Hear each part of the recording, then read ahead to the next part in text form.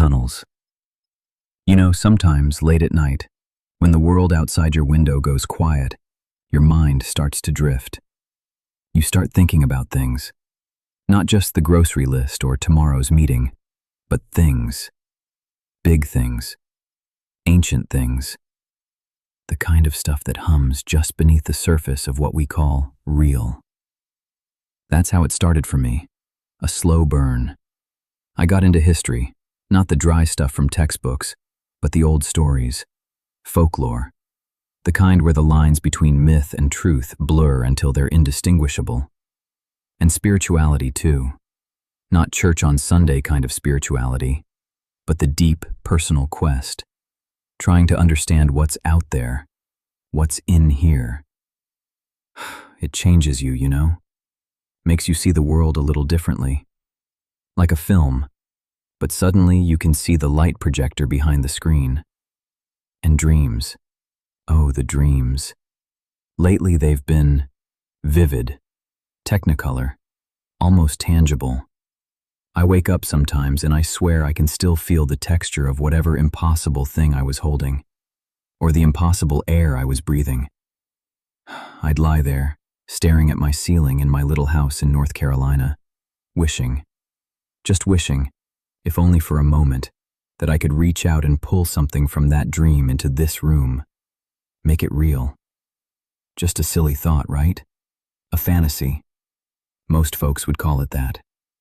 But those thoughts, they started to pile up. And one night, just a few weeks ago, I was bored, restless. 10:30, maybe closer to 11. That peculiar hour when the world feels thin, stretched, and a certain place just called to me. There's this old brick building, been derelict for as long as anyone can remember. Away from town, deep in the woods, on one of my regular walking trails. I've passed it 1,000 times, and every single time, without fail, the hair on the back of my neck stands up. Not fear exactly, more like recognition, or a kind of electricity, like a tuning fork vibrating just for me. So I grabbed my good flashlight, the headlamp, and just for good measure, my machete. You know, for overgrown brambles. Or maybe just for the feeling of having something solid in my hand. I walked through my path, the familiar scent of pine needles and damp earth filling the air. The crickets were loud, then quiet, then loud again. As I got closer to the building, that feeling, it wasn't just the back of my neck anymore. It was all over. A static charge. The building itself, it's just this squat, red brick box. No windows, no door, not really. Not anymore. It looks like it's been waiting.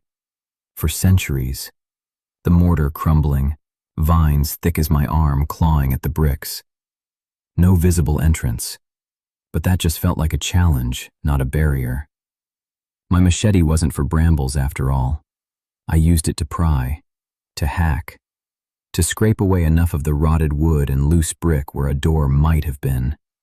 It gave way with a groan, a sigh of ancient dust. Inside, total darkness, and cold. A dead kind of cold, not just lack of heat. I flicked on my flashlight, and saw it. Not a room, not even a basement, just a hole. A perfect circular void in the center of the floor. It went straight down, deeper than my beam could reach. My heart was thudding, but it wasn't fear. It was excitement. Like finding the final piece of a puzzle I didn't even know I was working on. I leaned in, light cutting through the absolute black. And then I saw it. A path. Or a ladder, almost. Not built, not carved, but grown. Twisted roots, eroded rock, packed earth, spiraling down into the darkness. It was part of the earth itself somehow. Organic. Inviting. I had to go down. You know that feeling, when a decision isn't really a decision? When it's just the thing you do. That was it. The air grew heavier as I descended. My light picked out the rough texture of the walls, the glint of ancient moisture. But then, about halfway down, I got this idea, a strange urge. I turned off my flashlight and my headlamp. Absolute, suffocating darkness, the kind that presses in on your eyes. For a few seconds, nothing. Then, sparkles. Little pinpricks of light, different colors, blues, greens, reds, shimmering in the absolute black. Like a nebula, but tiny. Close, dancing just beyond my fingertips. They didn't illuminate anything, didn't banish the dark. They just were. And they moved with me, subtly, following. I reached the bottom. The air here was different, fresher somehow, and the sparkles were brighter, everywhere, like I'd stepped into a cloud of scattered gems. My flashlight beam cut through them, making them blaze. And then I saw it. A door, massive, 10 feet tall at least, made of rough-hewn, interlocking stones. No hinges, no obvious mechanism, just there. And from the cracks around it, the light, the sparkles, were almost blinding. I didn't even question it. I pushed. The stone door, heavy beyond measure, slid inward with a rumble that vibrated through my bones, a sound that probably hadn't been heard in 1,000 years. And then, oh my goodness, it was breathtaking. The sparkles were like stars here, but within reach. And there was light. Not sunlight, not moonlight. A soft, ambient glow that seemed to come from everything and nothing. I could see. I didn't need my headlamp anymore. It was a world, a hollow, an impossible cavern.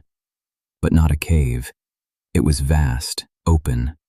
Trees of a kind I'd never seen, their leaves iridescent. Waterfalls of what looked like liquid starlight. Plants that pulsed with soft light. The ground was soft, mossy, glowing under my feet. My mind reeled. Was this another planet? Had I gone all the way through the Earth? Was I in some kind of subterranean space? I just stood there, breathing it in, trying to process. I wanted to describe every impossible detail, every shade of color, every impossible form. But I couldn't. Not then. I just had to explore. So I walked, deeper into this impossible place. The air was warm, scented with something sweet and unknown. The ground felt alive beneath my boots, and the light just kept getting brighter, clearer. Then I saw it. Or him. Movement, far off, near a glowing cluster of what looked like crystal trees. I squinted, and then I wished I hadn't. My breath hitched. I just froze. It was tall, impossibly tall, 11 feet at least. And it was walking, moving with a grace that was too slow, too deliberate, too other. I couldn't make out details, not really. It was just a shape, a presence, against the glowing background. But the scale of it, the unnatural scale of it made my stomach clench. Every instinct I had screamed, wrong. I didn't think. I just turned, scrambled, ran. Back through that stone door, back up that spiraling earth ladder, back through the darkness and the shimmering moats. Back through the hole, back out into the cool night air of North Carolina. My lungs burning, my heart a frantic drum against my ribs. I barely remember getting home. I just know I collapsed onto my porch, gasping, shaking. I don't know what I saw. I don't know where I was. All I know is, I'll be back. That's my secret, you see. And now, it's ours.